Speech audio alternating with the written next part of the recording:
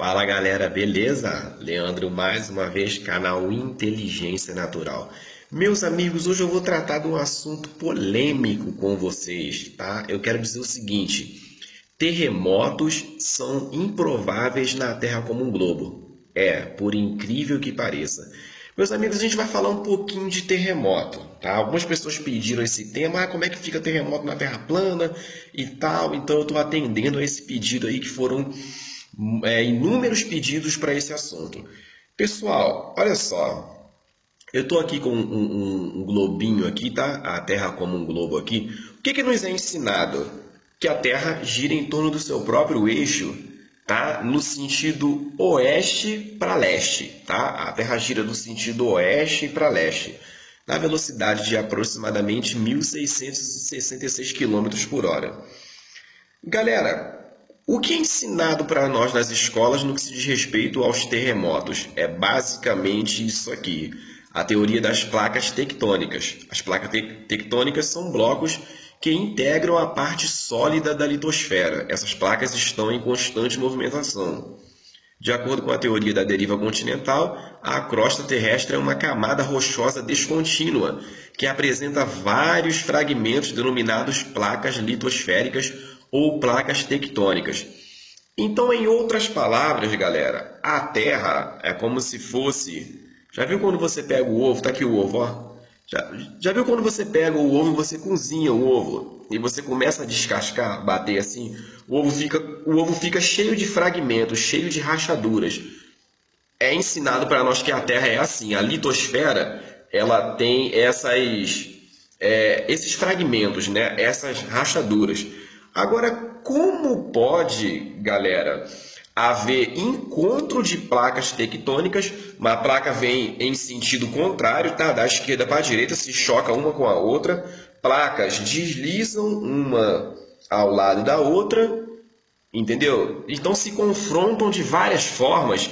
Se toda a Terra, conforme nos é ensinado, ela gira de maneira solidária e toda a Terra, inclusive a atmosfera, está girando no mesmo sentido de rotação.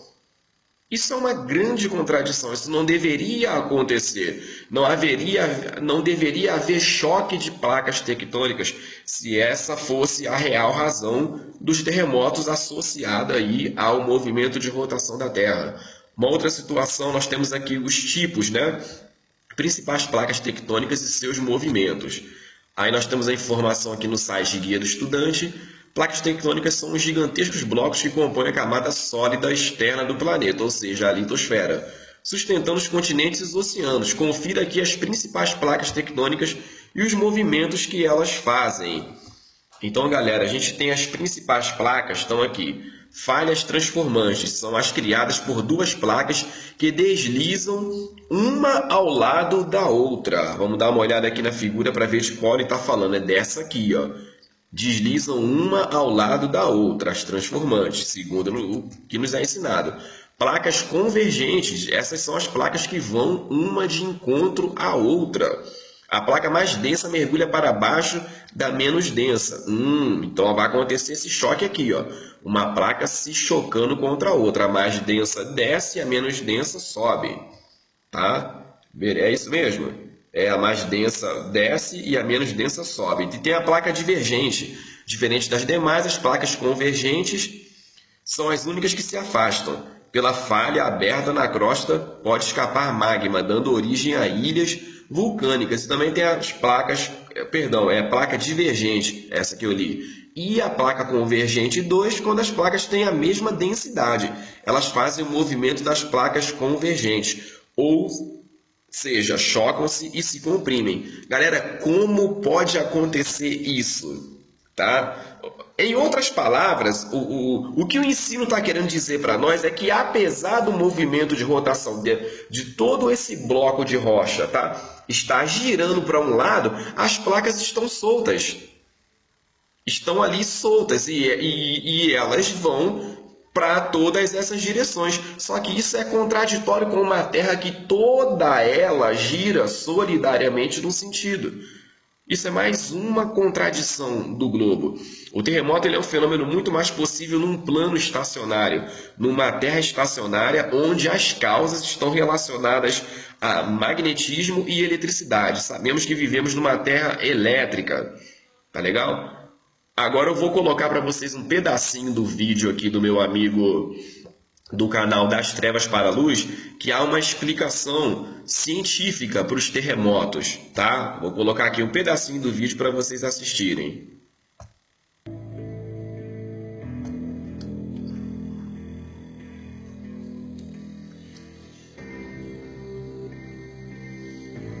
Quando um eletroímã é colocado perto da água salgada, cria um campo magnético em movimento na água devido às propriedades condutoras da água salgada.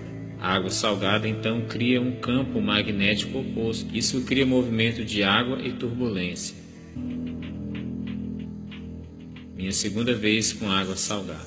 O Sol agindo como uma energia positiva, repelindo a água na maré baixa, e a Lua agindo como uma energia negativa na maré alta, existe uma troca contínua de energia entre o Sol e a Lua, e a energia eletromagnética e a vibração da Terra plana, que podem criar o fluxo constante das marés, pois estão em perfeita harmonia rítmica há milhares de anos.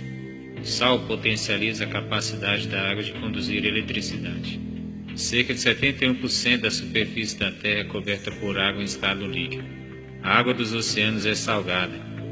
As propriedades magnéticas do Sol e Lua atuam como dois imensos ímãs, alterando-lhes o nível em até 17 metros acima.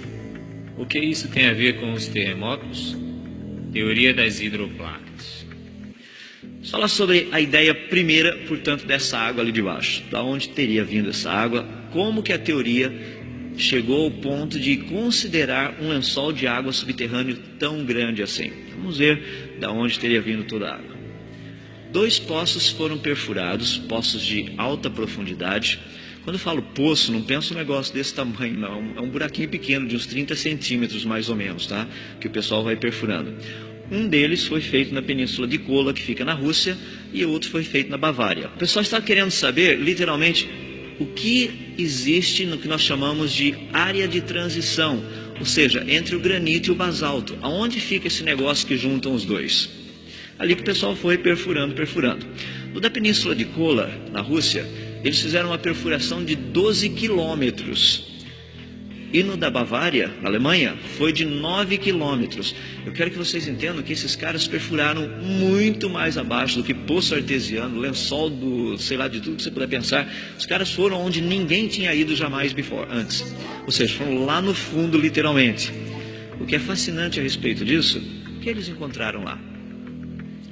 Com o pessoal pesquisando tanto na Rússia quanto na Bavária, eles encontraram água a 12 quilômetros de profundidade.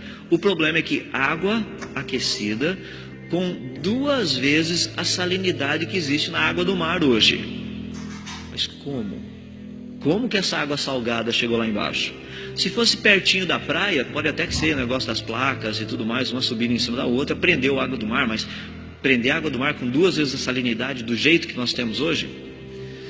Pelo que tudo indica, essa água foi criada ali. Abram suas Bíblias lá no livro de Gênesis, logo no primeiro capítulo.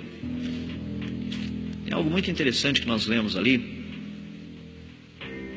começando lá no verso 6. É o segundo dia praticamente. Vejam só que interessante. Gênesis capítulo 1, verso 6. Depois disse Deus: haja entre as águas um firmamento que separe águas de águas. Então Deus fez o firmamento e separou as águas que ficaram debaixo do firmamento das que ficaram por cima. E assim se fez. Ao firmamento Deus chamou o céu. Passaram-se a tarde e a manhã. Esse foi o segundo dia. Porque esse foi o dia que... Bom, galera, até aqui. Deu para entender, então, basicamente como que acontece o fenômeno terremoto na Terra plana? O Sol e a Lua, eles interagem como 2 grandes ímãs, Sol, Lua e água salgada, tá? Que eles interagem com a água que está debaixo do firmamento, com a água que está aqui na superfície e com a água que está nas profundidades. Tá? Essa agitação é que aí fortalece a teoria das hidroplacas. Tá? As águas que estão na profundidade, que se agitam por essa interação magnética do Sol e da Lua e fazem a Terra tremer de época em época. Agora, uma parte interessante, como nesse pedacinho aqui do vídeo o camarada começa a explicar aí pela Bíblia a formação dos céus e da Terra plana, eu separei alguns versículos aqui que o terremoto ele é associado como algo espiritual. O terremoto ele é associado como um fenômeno natural, mas não é tão natural assim. Ele acontece quando o Criador quer que ele aconteça, tá?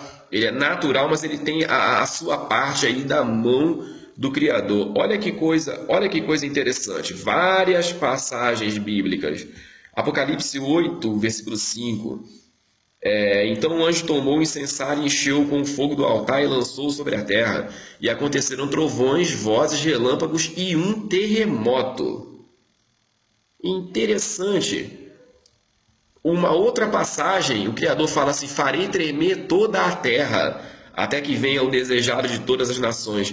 Então, galera, o Sol e a Lua e os poderes do céu, todos eles servem como instrumentos na mão do Criador para ele executar alguma obra, para ele executar algum juízo ou para ele colocar algum sinal, mostrar algum sinal, chamar a atenção do homem de alguma forma.